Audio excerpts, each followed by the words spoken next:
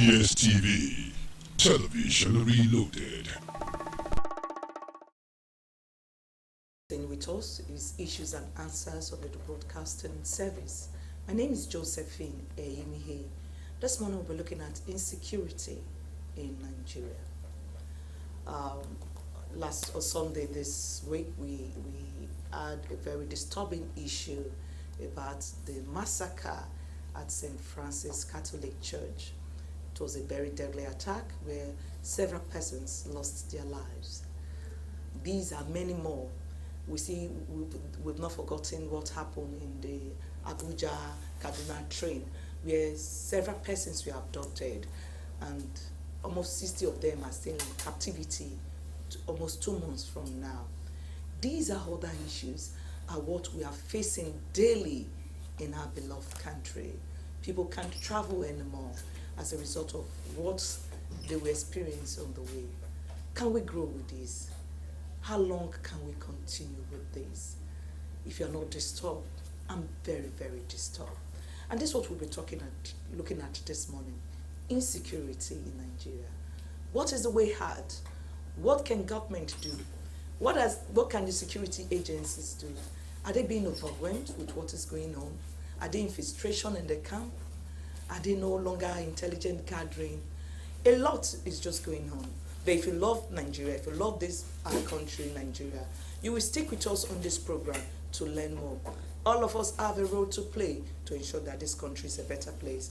I'll not be talking alone because I have some security experts that will be discussing the situation in Nigeria with us. And we have the Chief Security Officer, Diamond VIP Security, and he's a trained criminologist, and also Jeffrey Scott Emwakbo. You're welcome this morning. Thank you. Good morning, Josephine. Good morning, Nigerians. And we have the Chairman, Nigerian Union of Journalists, Edo State Council, and also a crime reporter, Festus Aleke. You're welcome, sir. Yeah, good morning, viewers. All right, let me start with Festus Aleke. What is your take on the security situation in the country right now? Well, it's quite disturbing, and it's something that calls for adequate reform in the country. And we are aware of this insecurity has always been there.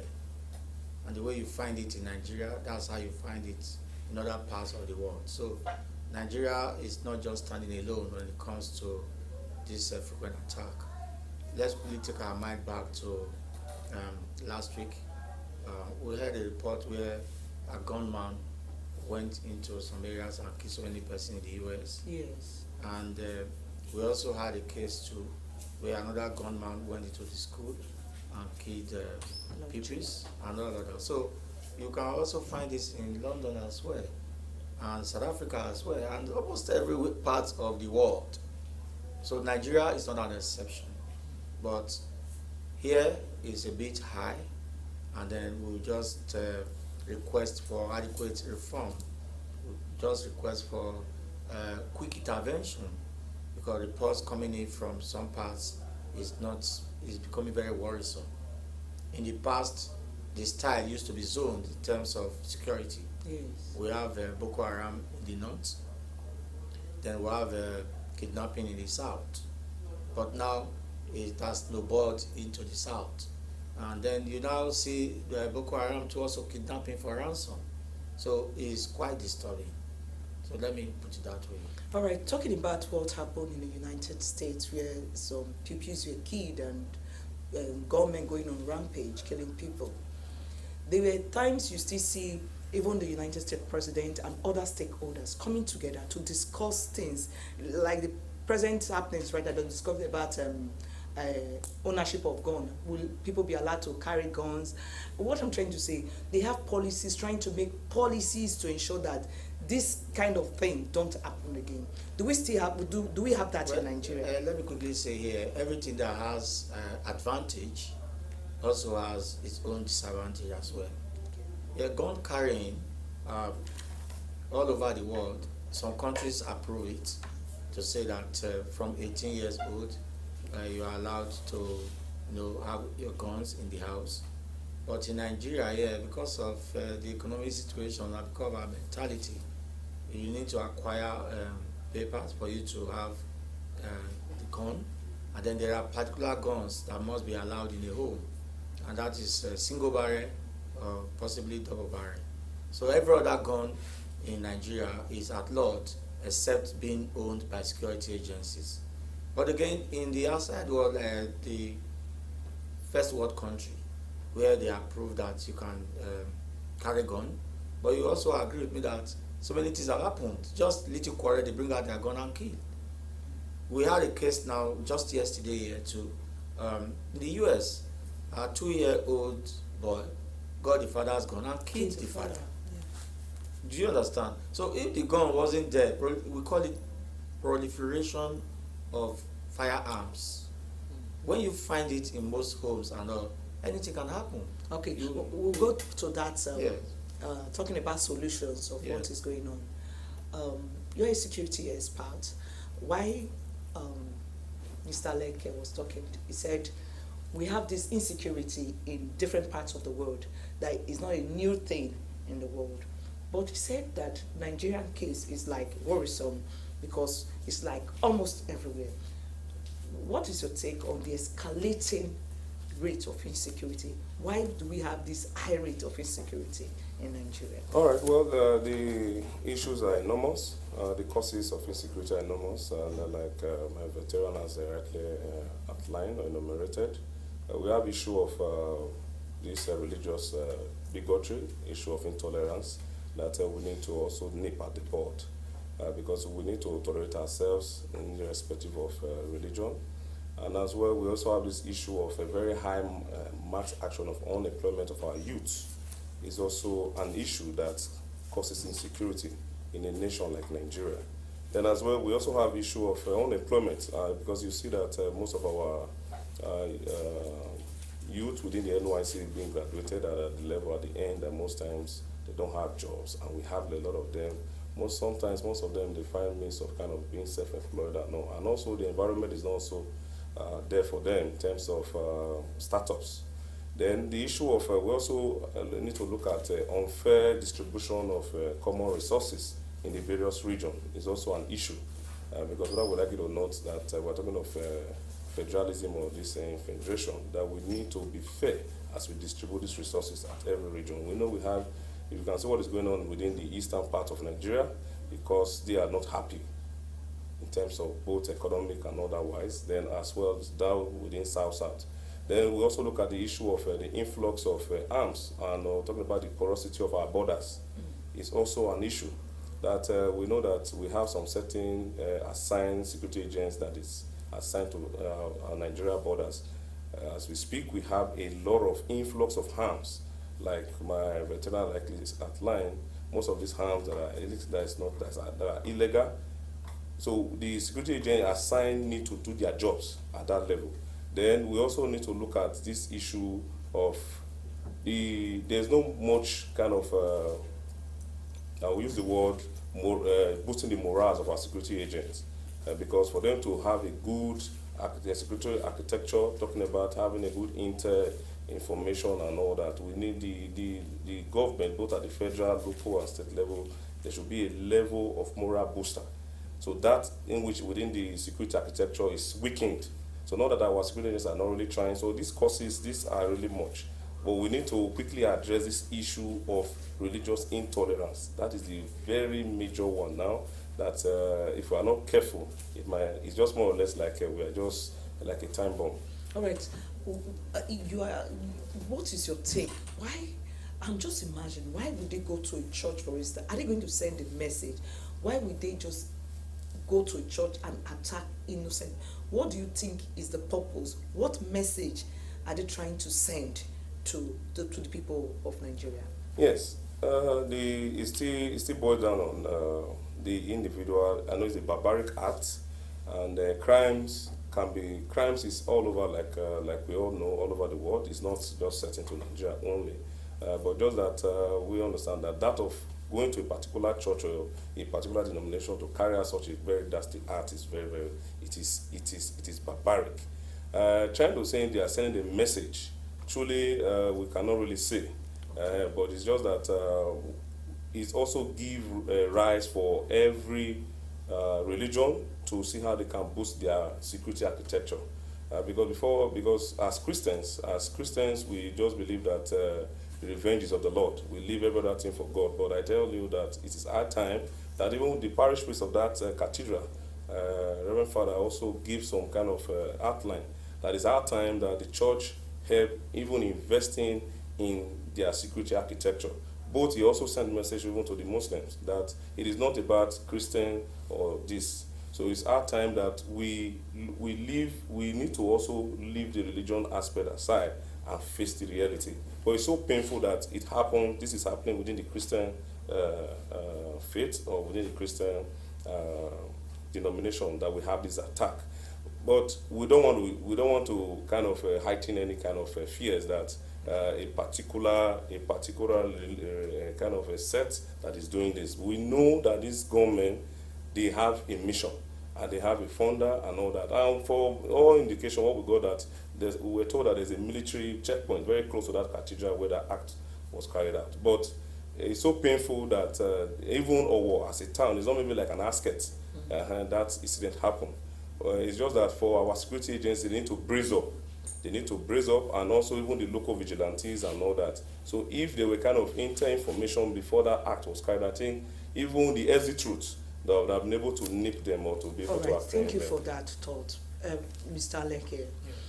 People are complaining that most of our other security agencies, they have this intelligent gathering. At least you know that there's something going to happen. Yeah. But our pain is that they don't work on this intelligent gathering. Is it the fault of the government or the security agencies having gotten an information and not working to forestall such from happenings? Well, in security discussion, intelligence gathering is not of public, it shouldn't come to public domain. Okay. Their workings is not something we can actually discuss here now. Because I know that they do their best. We have DIA, Directorate of Intelligence Agency. We have DSS, Department of State Service. Then you also have SCIB, State Criminal Investigation Bureau.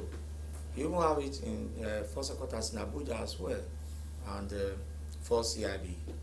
So you have them everywhere, but their own is to source for security information, which they harness and pass appropriately to the relevant authority for immediate action.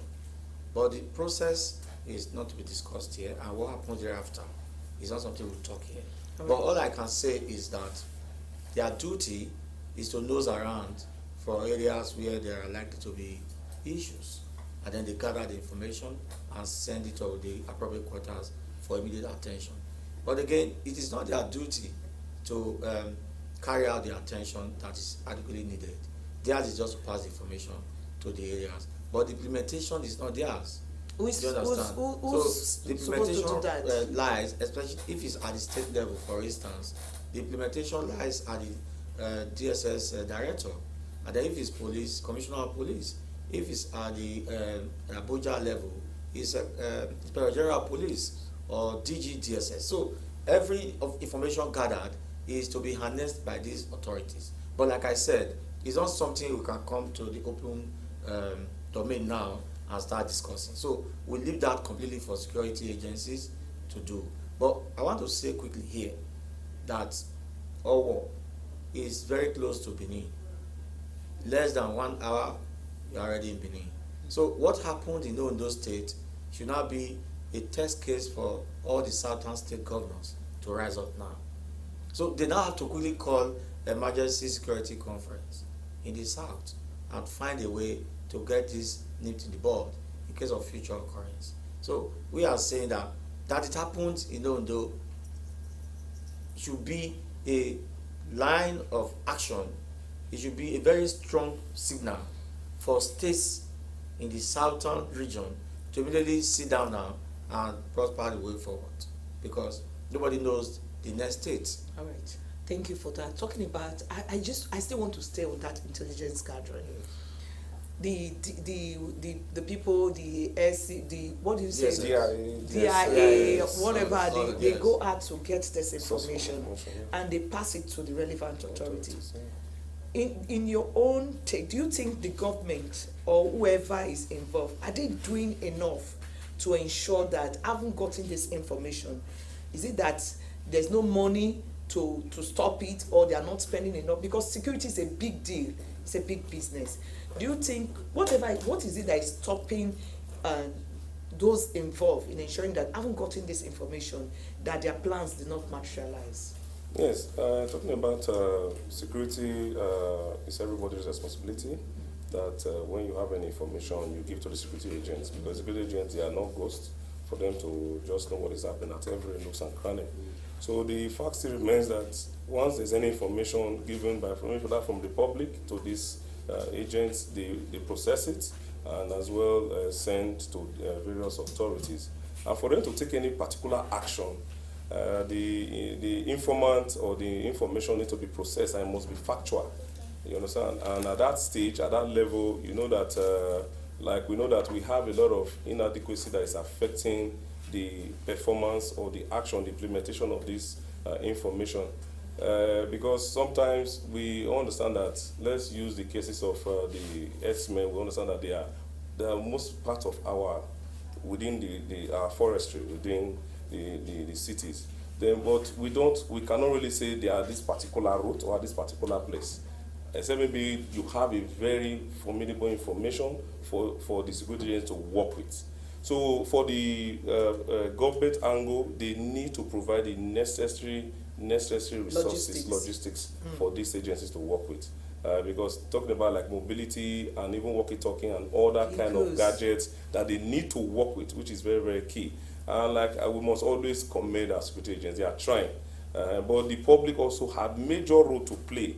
That our incidents, I would say that we cannot just say the entire state. I cannot say that they are not aware of such a kind of, movements and all that, because they pass through different checkpoints, different medium before they got to that St. Francis Catholic Church. So these are issues. So then sometimes the informant, they feel they are not so secured. If they also have such information, for them to pass such a classified information out, which is supposed to be confidential, they feel threatened also. So that's also an issue that the government, it's just like the cases of the EFCC, the whistleblowing, when they came out with that policy. Most persons was also scared to, like, if I pass out such an information, such confidential information, the safety, my own safety is not there, that of my family. So all these issues, there should be policy, there should be laws guiding this fact that informants giving out this information, their own safety needs to be guaranteed. The government have a major role to play. I know that is the area you are hammering on. It is very, very key because the security agency, they need logistics. So if you go to most of the divisions, let me speak for the police per se, you see that they don't even have mobility to work with. Most of the mobilities you have, they are already being grounded. So they are not magicians to do magic. So the federal government need to play their own role so that the security agents can. Then we, the society, the onus really lies on us to give them information. That's a part of talking about information, and some persons will. I have a friend who said he went to tell the police this is what is going on, and before you know, somebody came to meet him. Say, I heard what you said. Say you went to go and report to me. First of all, do you have something to say on that? When I haven't gone to report that, this is what I noticed. I can't hardly dispute that. I know that several occasions security agents have admitted that, and then that's why they advise that if you have any genuine information to pass to either the police or the TSS or other security agent, don't go low, go to the top. Okay. You understand? Go to the top. When I say the top, go and look for their bosses. I can't imagine you giving information to Deputy Commissioner of Police, for instance, to say this is what is happening in an area. Deputy Commissioner of Police can never come so low to reveal the source of that information. Or you can even walk straight to the office of the Commissioner of Police and fill the form to request to see the Commissioner of Police. As a citizen, it's a public office, he will certainly listen to you. So I can also believe that having given Commissioner of Police credible information, that Commissioner of Police can never, I repeat, can never divulge the the source of that information. So, but when you go low, maybe to some of those, you understand Rank what and I mean? file. And so rank and file, maybe you just pass information, and then these are people that mix with the public so much, and then they can eventually, give out one or two information. So which business will will tell you that. the advice is, if you have any genuine information, then look for the top officer. For instance, there are ranks that take charge as DPO. I think you can find a DSP in some divisions, you find an SP, you find a CSP. That's the height you have. So I can't also believe that a DPO will go and divulge any source of information, credible information. That's not possible. So we advise the people, you can go to the DPO only. Okay. Sometimes the commissioner of police or other senior officers. There are a lot of bottlenecks because, for instance, if I just want to go there, they can even the commissioner is busy. The commissioner is not around. The DPO is not around. You can see this. You can say. Don't you think that can even discourage people? What you are saying now is called bureaucracy. Yes. If you go to any police division now, you see numbers of DPOs. As and even speak, the commissioner. as I'm talking from this, yes, okay. Even the commissioner openly made his phone numbers available when he just resumed. I'm talking about CP Abutu Yaro. So you can send him a message. The first day he met with the press, he came to the press center and he announced his phone numbers to the public to say, if you have any genuine information, please call me. And now there's a directive from First Headquarters that has already been implemented. If you walk into any division of the police today, the next thing you see at the back of the counter is the phone number of all the officers, especially the DPO. So you can just call. All right. The next question I want to ask Mr.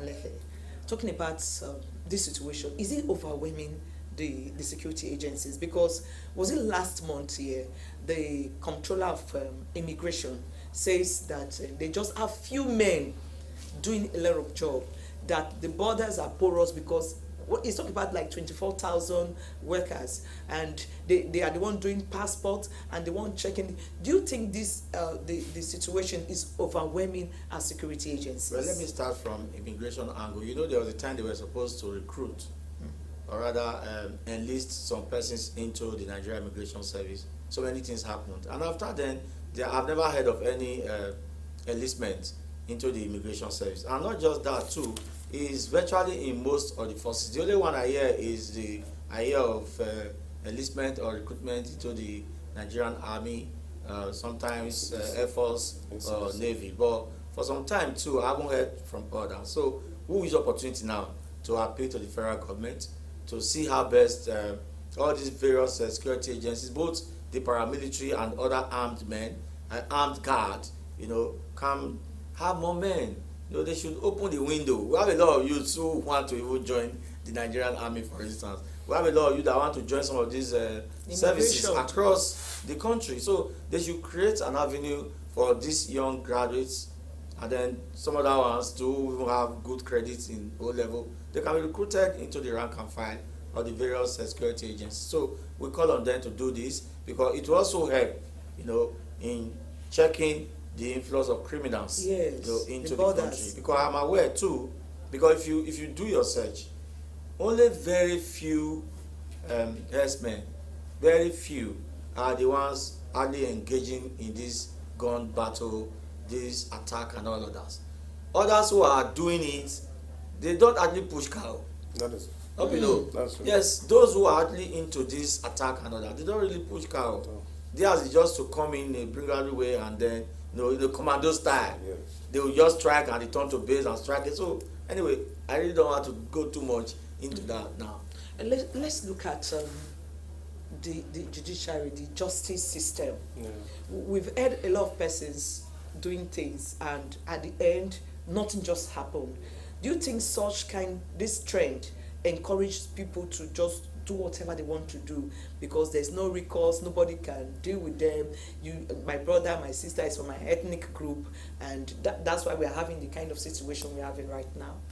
Yeah, to quickly say that our criminal justice system is, I'll say, if you look at in Africa per se, Nigeria has the best laws and reforms. Our problem here in Nigeria is just the applications.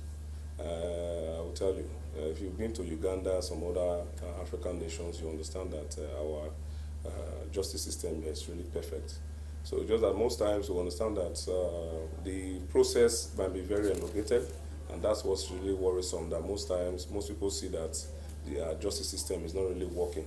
But it also calls for more reforms, because it's also when we see this unfair play at the justice level, maybe persons that are involved in these criminal acts are not, they are not really being served the necessary kind of punishment. Yes. So it gives rise and give room for a lot of kind of chaos and necessities at different levels. So, but we continue to appeal to the judiciary system. They should see how they can brace up their reforms, look at those areas. It's just like, as we speak, we have different mobile courts for them to carry out some particular Special courts. So if they can, if the judiciary, our criminal justice system can also look at such light for them to have special court to deal with criminal cases, for them for them to have give quick judgment at every level. And I tell you, the public and people will have, at least there will be this kind of sanctity at every level, that I don't need to go into crime, or when this particular crime is being carried out, we have a judicial system to tackle it. So I think the reform at all levels, both at the customary level to the High Court. So we are calling on them. Mr. Leke, I want to quickly comment yes, to you are a that. crime reporter. We only see about I interface with the judiciary as well in the process of my reportage, because I come to realize again that several times you find some of those accused persons, they'll be in prison custody, and then thereafter you just find them in town. You know the reason? When the judge don't find anything to use to prosecute, what do you expect them to do? We have had cases here where kidnapped victims don't come to court. We have had cases here where raped victims don't come to court. We have had cases here where victims who were whose family were murdered, and you saw when your father or your mother or your sister was murdered, and instead of you to come to court to say how it happened, you refuse to come. What do you now expect the judge to do? Do you understand me? So we have, there's what we call law reforms, and we have since gone through that. Judicial reforms and many other things happened, and I've been to court several times to even give evidence. I've given electronic evidence several times in court, and by the time you are giving evidence, the person you are giving evidence for is not in court to tell the court what happened. What do you expect the judge to do? What they do is, when you find the kidnapped victims being released after ransom, the next thing they do is to run to church the next Sunday. By the time they finish from church, that's the end. Even when the media try to interface with them to say, how were you kidnapped? They'll tell, no, I don't want camera. No, I don't want to talk to the press. Okay, police have arrested these persons who engaged in the kidnapping. Now they have been charged to court. Can you please come to court to tell the court how you were kidnapped? No, I don't get my head, I don't finish. So when nobody comes to tell the judge how he or she was kidnapped, how do you now want the judge to proceed?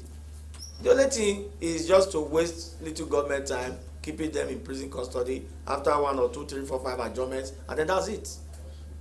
They're back home. So we are again appealing to family members. We are appealing to kidnapped victims. They should try and make themselves available in court. There are two ways. You can decide to talk and give your evidence off camera. It's allowed. okay, because I was looking to Yes, it's allowed. protection. You can tell the court to say, I don't want to come in the open court. So they can do what they call trial within trial. And within there, you can give your evidence. Nobody will know. So long as it's recorded by the judge and every other person's present, but not in the open court. It's allowed. Or you can even go to the open court. They will shut the court and say, only court officials and the judge and others. For today, every other person, we don't need you in the court. It's allowed. Okay. So these are also processes in which they can use to come and give evidence in court. But so we tell you, never. Because nay, they won't come. I believe it's because of trust issues, because even though within that secluded court, some people believe that they still have some persons. It's not the that trust will- issue. Some can even use money. We have had cases too where rape victims, the family of the raped victim will go and collect money from the person who is being held by the police. And then they will now come to tell police that we don't want to do case. Now let me tell you the latest now. In line with the intervention of the wife of the governor, Mrs. Bexy Obaseki, she came and said that whether the family want to do case or not, prosecute. The state government stands against. Do you understand? Is Commissioner of Police versus Mr. B for raping. Yes. So whether you come to court or not, they will still prosecute you. But even if you don't come to court at all, but at least spend some time in prison. Okay. There is no instant bail at the police station as we speak on rape and defilement cases now in Edo State. It's a directive. No DPO can release any case that has to do with rape or defilement now. You must transfer to state CID where investigation will be done, and thereafter they charge to court. All right, what you are trying to tell us, now, apart from the rape victims, Yes. is that most people that were kidnapped, they don't go to court. They don't come. to to give testify. to Very testify. few. That's the issue. Yes. Very few out of 100, like That's 10 or 20. Others will just go. If they are released today, Tuesday, They go to church. then by Sunday they will go to church and do Thanksgiving. Thanksgiving. By Monday you are asking them to come to court, they will not come. Okay, the Methodist bishop that was kidnapped, Yes. he made a statement that he saw some army. That it can be speculation anyway. Yes. But don't you think that most of these security agencies have been infiltrated Yeah, by let some me party? quickly again tell you that before my friend will speak. Are you aware that most times they use military uniform? Yes. So carry out. And are you also aware that some of the dismissed military guys, they have formed a kidnapping gang? That's true. So we can look at it from that angle. Okay, what can we do? Since some dismissed military personnel, they are not into this, or their uniforms, you just get military uniforms everywhere. What can be done to checkmate that? Yes, it's just that Nigeria, we don't really have a controlled database system. Even in the military, we see a lot of people trying to impersonate as military officers and all that. So those of them that have been dismissed in the military, they have a system called the court martial, in which they use to checkmate any kind of misbehavior acts and all. So if somebody is being dismissed, we expect them to have kind of a database that can maybe send a signal to all the various journals, or probably the media, having the pictures of these particular individuals, then get it on one portal. You understand? So then at every basics of at every level, then you can checkmate it at that level. But in Nigeria, we don't have those systems in place. Then secondly, the issue of the uniform. You see that you have your identification of name of an officer inscribed on your uniform. You see that most times when they're carrying most action, you see then they pull it up so that easily you cannot have a trace. So those are the issues. You can even see, at one time we saw somebody impersonated to become a military general. Yes. That went to Abuja, signed contract of almost about 50 million naira worth of contract. So that tells you that the kind of country, we know that Nigeria, in terms of fraud, is everywhere. But we need to see how we have a better intelligence system to checkmate that. Because the truth of the matter is that I think we have an experience, I think in Lagos, we have some military men with the military uniform. And we had at this checkpoint, my car, we were just at the third car after theirs. They were trying to stop, then they just flashed because they were putting on, like one of the mobile policemen were like, no, they don't trust this vehicle.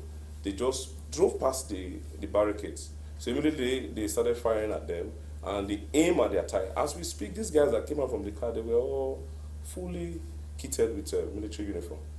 And when they go close to the car, it was a scene at Lagos highway. They got there, we saw different arms and different things inside that car. So what we are saying is that, so the security agents, they need to really brace up. They need to really brace up. Even if at every checkpoint you see your uniform person, at least there's a way you can interact and all that. Doesn't stop you for like, what mission are you going for? Yeah. So those kind of introductory part and kind of profiling. So there should be more of profiling. So just that we don't do this here in Nigeria. Like in the Western world, it's just that most times you don't see the military or the security agents always on uniform. You have 80% or let me say 60% of them not on uniform. And you have just 40% on uniform. And those of them that are not on uniform, they are at work at intelligence ground. So where there is need, maybe particularly you commit a crime in, let's say in Detroit, and you are going to New York City, with an information that will just send an information, so person with car plate number, what have you, And as we speak, before you drive into New York City, you'll be apprehended. All right, Mr. Leke, when something like this happen in the Western world, there's a kidnap, there's somebody going on rampage killing, they always gun the person down. They'll say the person has been killed or so. But we don't have it like this our case.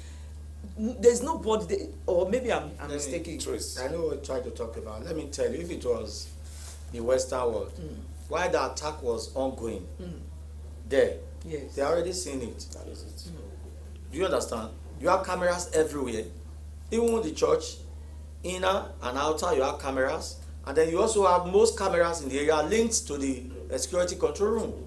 So while the attack is ongoing, the men are watching. That is why nobody ever attack in the Western world and goes scot-free. Yes. Because you can successfully do the attack, but you can't successfully escape. So that's it. So we need to have, like in Nigeria now, we don't have standard camera coverage.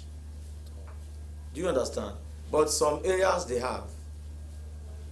But these are things, again, not to be disclosed in the open. Because naturally, we are supposed to have camera database everywhere. Every state you have. Then whatever is happening should be monitored somewhere. And while you are seeing it, you are sending men to go and rescue. The difference is possibly before the man gets there, the damage must have been done. But you can never go scot-free. So when you are brought down, others who want to do it will know that. By the time you are doing it, you will think twice too. And of course, maybe after like an hour or two, they must go down. Even while they are escaping, the vehicle they are using to escape, it will be tagged. Before you move, if it happens like Ibobari now, before you get to Ring Road, you must have passed through Slope, That is it. passed through Second Junction, down to Ring. Before you get to 1 or 2, 3 spots, you'll be brought down. Is it that we don't have enough money for this because it requires a lot of money? Is it, or we don't have the political will to just do this to secure the people? We haven't gotten the right leader to do it. That is it. We haven't gotten the right leader who have the interest of the people at heart to actually do this. So we lost it many years ago. This country, All right. we lost it many years ago. So we are praying and hoping for a better leader to emerge that will change most of these things. So I still have hope in Nigeria. Okay, there's still hope. Yes. Let's talk about synergy among the synergy among security agencies. Mr. Marco, do you see that? Because some of them want to pose their superiority, that I'm superior over this. I want to get this information. Do you see that collaboration among our security agencies in Nigeria? Yes, I would say let me say from account of those states, to be more practical about it, those states, I know that the state government usually call for security joint meetings, and I know that they have these briefings. And we've also have kind of joint meetings with some of the security agents, both from the security guards and the civil society. We also engage them the way forward. And most of the experiences shared that at that, you know, the truth of the matter is that those top management cadre level, they don't have a problem. They don't have a problem. At least that mutual respect, understanding is there. But at the rank and file level, that's where you usually have these clashes between security. Most times you see both security agencies have issues of even opening fire at each other. So I think at that level, most times we usually tell them that it's at that level we have issues of collaboration, of networking and all that. So I think that is where the leadership at those top level need to talk to their men, that they need to see themselves as one, and in joint action, that's how we can achieve this issue of insecurity and get a better secured society for everyone. I just want to quickly add to the issue of emergency numbers, like my veteran has just said, that when the crime is being carried out at a particular, you see, like in the Western, we have 911, where they are calling for emergency. And we know we have most of our divisions, they give out their numbers and all that you call. Sometimes you will be interrogated by that. Even if they even manage to pick your call, they will be interrogating you. Are you sure? Are you at the particular scene where you are calling us from? How many gunshots did you hear? Stuff like that and all that. We've seen cases like that. So we need professionalism. No fuel in the vehicle. They will tell you there's no fuel in the vehicle and all that. Even when you always call the fire service, that one we don't want to go there. So all these issues, we need better professionalism, even whereby they have all these logistics in place. So they need to be retrained and retrained and retrained. So that's the only way we can then that synergy among those security agents At the top management cadre level, they should train their men to coexist together for them to. Mr. Leke, I want to remain on this question. You see, talking about synergy, let's collaborate. This is our country. This is one Nigeria. Let's work together to ensure that there is safety. But do you think that most of these security agencies are doing enough to send information concerning information gathering? Okay, they've gotten this, they can send. Do you see them working like this, or they just want to do their own to ensure that they take the praise? Well, they're still working. They have a forum, where they meet and interact. For instance, in Edo State, all the various heads are referred to as commanders. Then we call them service commanders. Then at the federal level, you have them, we call them service chiefs. So they still meet at their level where they interact, where they share information, useful information to be precise. And when these are shared, you pass information to the one they call strike forces. Those who share those information are not the ones that do the striking. They share it to the authority, who will now thereafter harness it, and then when it's right for them to strike, they do the striking and then get people arrested. So in Edo State, I've not actually heard of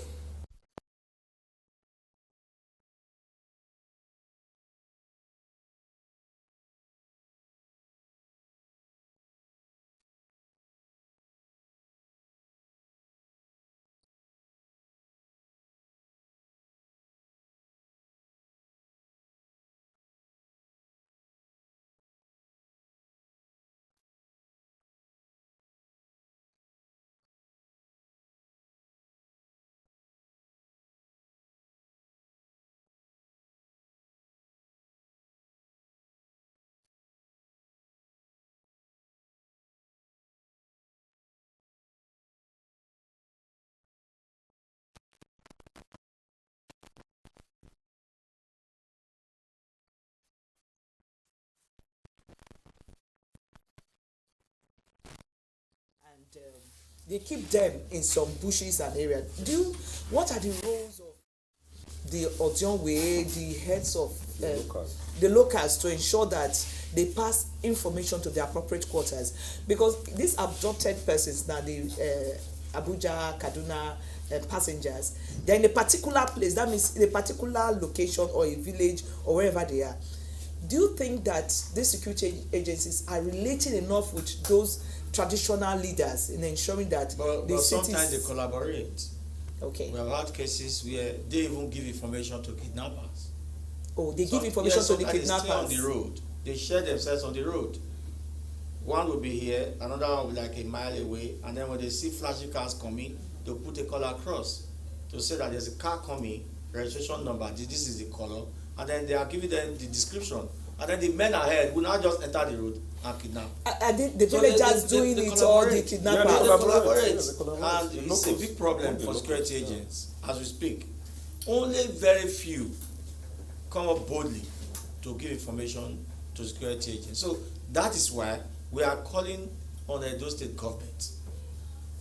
We are calling on the federal government to ensure that these local vigilantes are empowered adequately, because they will be very useful. Every community should have local vigilante to guard their area. So when they take care of their forest, they take care of the houses in the area, and then how will you now be able to move victims into the forest? So they should be given attention. Are they part of these village heads, traditional leaders? Are they part of the security council? At local government level, yes, they are. But at state level, federal, they are not part of it. No, they are not. Do you think that something can be done? That's the same thing we are saying. Yes. Because every local government, they have traditional leaders as well. So local government chairmen usually call security meeting. Okay. Where you have DPOs, immigration, at local level. And then you have all those traditional leaders to also come in at local level where they discuss. So issues discussed at state level will be passed to them, and then it goes down the grassroots. When in a place where there's no local government chairman now, there's no local government, there's no country, there's no place in this country you don't have local government chairman in charge. Even if they have not done election, Yes, they should Somebody must be in There's charge. somebody in charge of the There's no vacuum. Okay, don't you think that it is enough time that these people can, these traditional leaders, the kings or Oba, can be added to the Security Council? That's at what both I'm states saying. and They local- are. They do meetings. Okay. They do meetings at that level. They do meetings. They interact.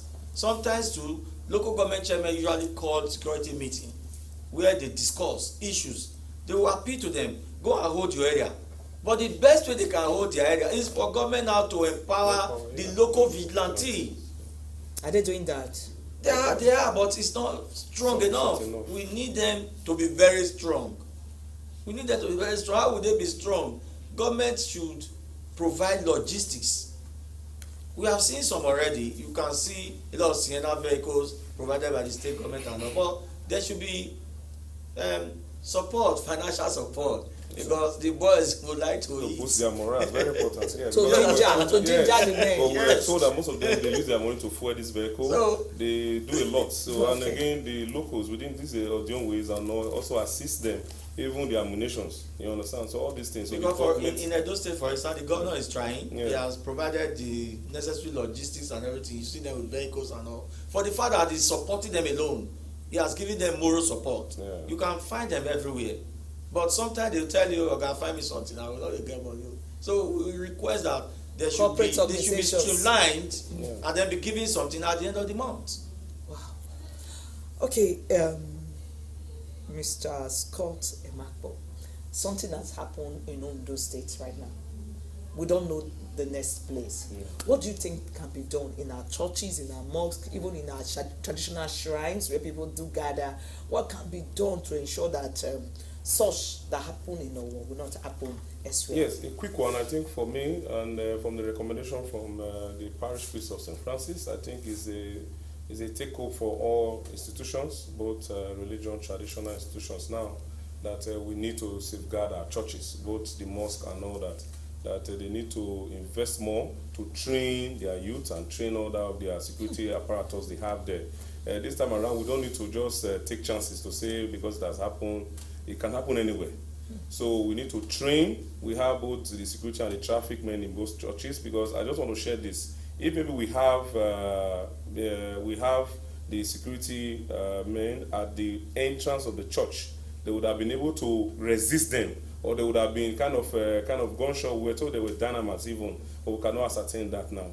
So they are, because they are still that's what we can take that as because until the security come out with fact findings on that. Yes. So we need to barricade our churches. We've been advocating for this. Even when we had that what's it called, Abuja bomb blast the other years ago. So we are also calling on all churches, both the mosque and all institutions, to take this up, that we need to brace in our security at our level. Train your youth, train your security apparatus that are volunteers in your churches to do the needful. We should not just allow, and again, for our locals, the local vigilante, we are appealing that our Edo State government, thank God they are doing verifications and profiling now, so let them handle our bushes. Like my veteran said, what to do is just less than an hour. Yeah. So, and we need to hold our exits and all the entry points of Edo State. Thank you for So that. our churches need to take this very Mr. fast. Alehi, your thoughts on that? What's happening? Well, in Edo, we have about 8 entry points. And those entry points are known everywhere. And we should now quickly go and pay for security in those areas. Okay. Let's get security agencies, let's get local vigilante members, and ensure that there's adequate security in all those. And lastly, before I go, churches, leaders of various churches who are watching this program now, please go and put up CCTV in your various churches. Okay. It will help. Now, you can't recall what happened in St. Francis in the war. Now, you cannot. Because no video, archive and nothing to show. phone cameras. So please, from this moment you are watching this program now, with about 300,000 or less than, you can have a standard CCTV in most churches in Benin, in Edo State and Sierra. All right, thank you. We're looking at insecurity in Nigeria, and we have Festus Saleh here, Chairman NUJ Edo State Council, and also a crime reporter with this Darling Star Station. Thank you, Chairman, for your thoughts this morning. Thank you very much. And Mr. Jeffrey Scott Mwakbo, Chief Security Officer, Diamond VIP Security, and the trained criminologist. Thank you once again for your time. That's our show this morning. My name is Josephine Eyimiye. I want to thank my producer, Godwin Onubakari, for his thoughts on this program. Thank you, everybody, for staying with us.